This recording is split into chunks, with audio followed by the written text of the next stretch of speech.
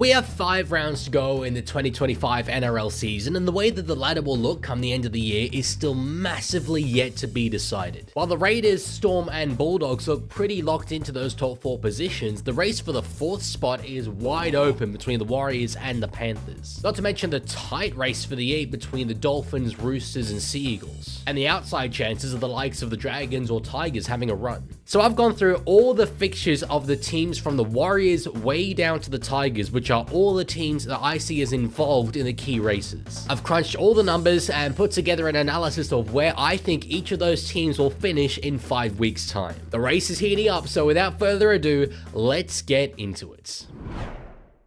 Starting off with the team I think will finish lowest of the bunch, in 12th, it's the St. George Illawarra Dragons. Unfortunately for Dragons fans, I think I find it pretty hard to see them picking up many wins between now and the end of the season. You can see there on their run home chart, red is a game I see them losing and green is a game that I see them winning. Where there's yellow, it means that while I've made a tip, I'm not super confident about it and it's an opportunity for that result to be overturned. And that's where the key lies for the Dragons if they're to finish any higher on the ladder. Wins in those games against the Sharks and the Sea Eagles could push them up a couple of positions. But to make the top 8, you need to have at least 12 wins, and to get that 12-12 record, the Dragons need to win all 5 of their remaining games. It's just too hard for me to see them stringing that kind of form together against, for example, the Warriors away and the Panthers in that final round. Now, for each team's key man in the run home, it's not necessarily just their best player, but the player whose form I think could have the biggest impact on whether their team is winning games or not. And for the Dragons, that's Kyle Flanagan. Obviously, the halfback always has a big influence on his side, but I think that's particularly true for this team. There's class there in the likes of Cook, Gutherson, Sully, Little, etc., but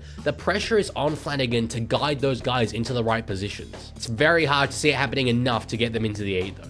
In 11th, I've gone with the West Tigers. At the moment, they're level on points with the Dragons, but do have a bye to come. And I look at that game in particular against the Cowboys at Leaguie Oval as one that I'm pretty confident that they'll win. After their impressive win against the Bulldogs leading to this video though, they're a pretty good chance of winning those games against the Sea Eagles and the Titans too, but I've just narrowly tipped against them in those ones. Even if they do pick up wins in those 2 games though, it still leaves them 1 win short of that 12-game mark. And they've got the worst points differential by far of any team in this video. That means that to make the 8, the Tigers need to beat the Raiders in Canberra as well and pick up some pretty big margins in those wins. Tigers coach Benji Marshall said in his last press conference that the race for the 8 was the furthest thing from his mind, and you can probably see why. Their key man, another halfback, has to be Jerome Luai. I mean, he's a barometer for this side on a number of levels. He was known as the chief energy officer at Penrith and is even more of a leader of the Tigers. I think his positive impact on this side has already been proven this season, but if they are to pull off a miracle from here, it's gonna be on the back of him.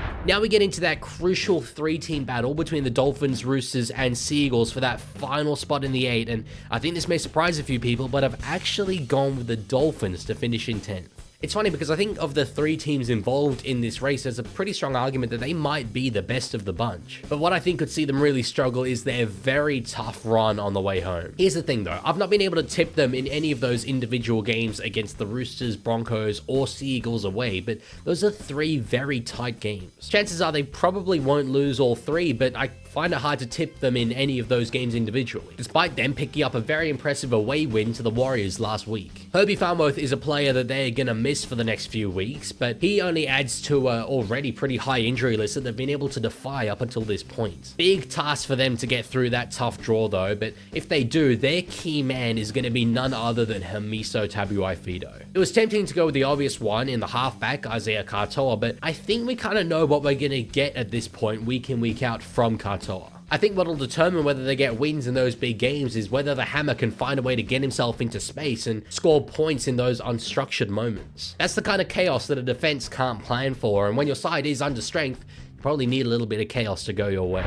In 9th place, maybe people won't be too shocked to find out that it isn't the Roosters. I've gone with the Sea Eagles to just miss the finals. Now, I do want to say this isn't just because I'm a Roosters fan. I did go through and do my tips genuinely. but I just don't see the Sea Eagles picking up wins away against the Raiders and the Warriors. Those are two of the toughest road trips in the comp, both against top 4 teams. I do expect them to pick up 2 wins against the Tigers and the Dragons, but you could probably argue that I've been a little bit generous already in giving them a win against the Dolphins. That's going to be an absolutely huge game in the context of this race for the 8, with the Dolphins having a much better forward against than either the Sea Eagles or the Roosters. That and Dolphins versus Roosters later this week are going to be 2 absolute flashpoint moments in this race. Other teams aside, Manly need to pick up 3 wins from their last 5 games to reach 12 wins for the season. That'll prove tough, but if they are to do it, the man who will be behind it is the man who is departing the club at the end of the season, Captain Daly Cherry Evans. In my opinion, he's had a down year for sure. I mean, it was dropped by Queensland in a move that saw them win the Origin Series, and just generally has been able to capture his brilliant 2024 form. But he's one of the great halfbacks of this generation, and clearly still individually believes that he has what it takes to compete at this top level. This run home will determine whether that's still true. And shock horror, who does the Leaguie have sneaking into the 8? It wouldn't happen to be his beloved Sydney Roosters, would it?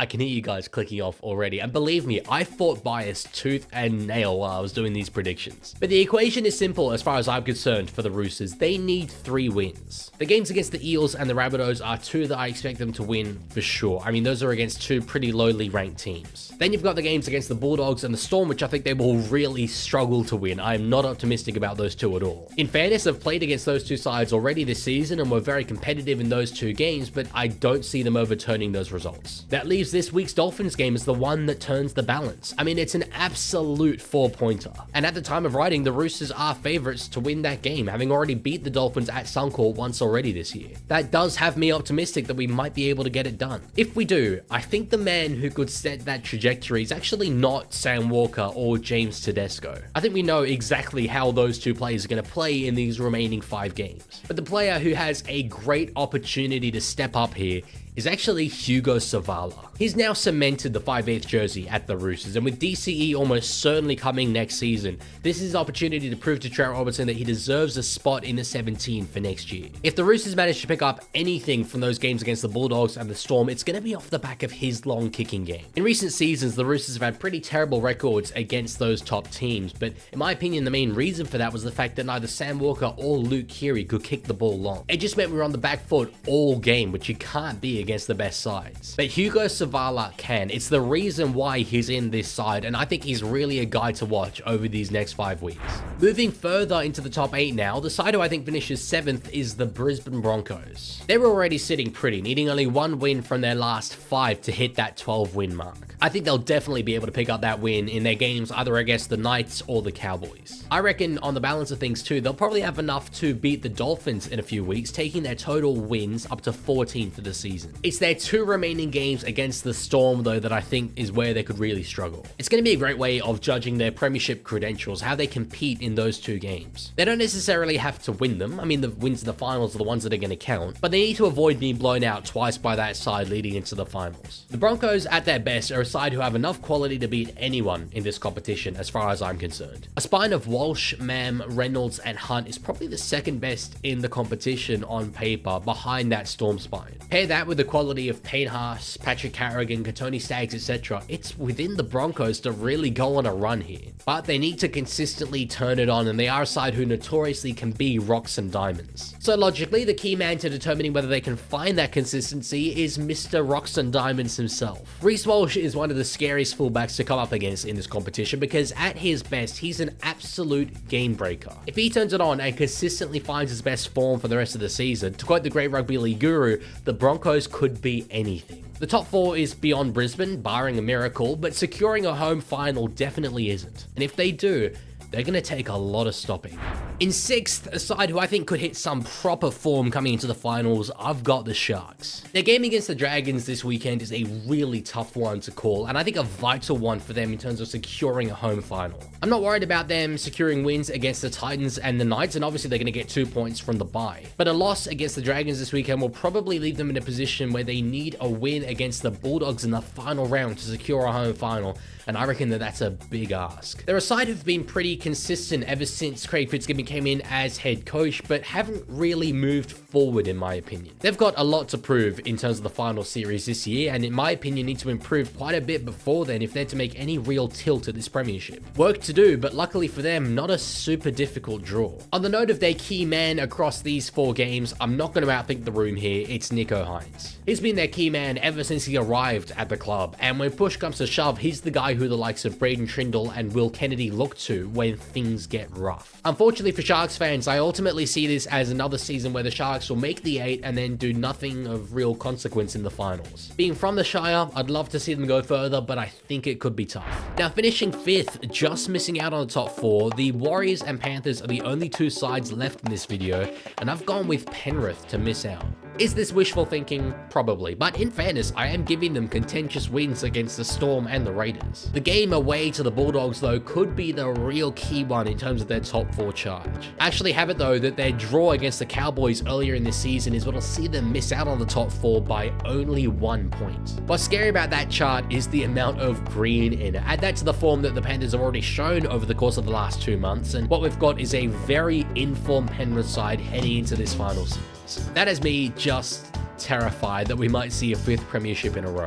Can these guys not be last again? I mean, I swear, I was having so much more fun back then. If they are going to make a charge, I think similarly to the Roosters, we know what their big names are going to bring. Nathan Cleary, Dylan Edwards, and Isaiah Yeo are going to show the exact same form that they have at the end of every season for the last 5 years. Nothing surprising there. So I think the pressure is actually on a guy like Blaze Talungi. He had to work really hard to break into the first grade side at the start of the season, but hasn't really looked back since. During the upcoming run they have against the Storm, Raiders, and the Bulldogs, don't discount him from being able to find some space in attack when all of the focus is on Nathan Cleary.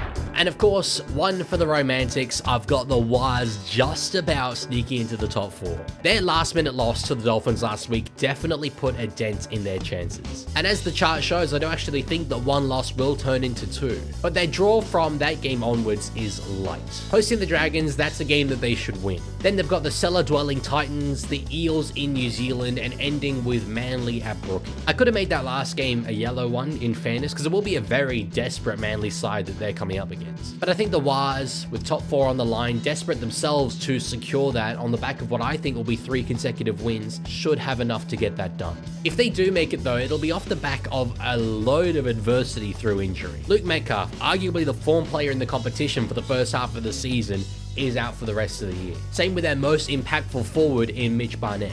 But in times like that, with young guys coming in and doing jobs, it's the team's spiritual leaders that you need to lean on. And that's James Fisher-Harris to a T. He's a man who knows what it takes to win, having won the last 4 premierships with Penrith. If there's anyone to inspire confidence in the Warriors when top 4 is on the line, it's him. And luckily for the Warriors, he's still got a lot of quality around him. RTS, DWZ, and Kurt Capewell are all experienced leaders in their own right.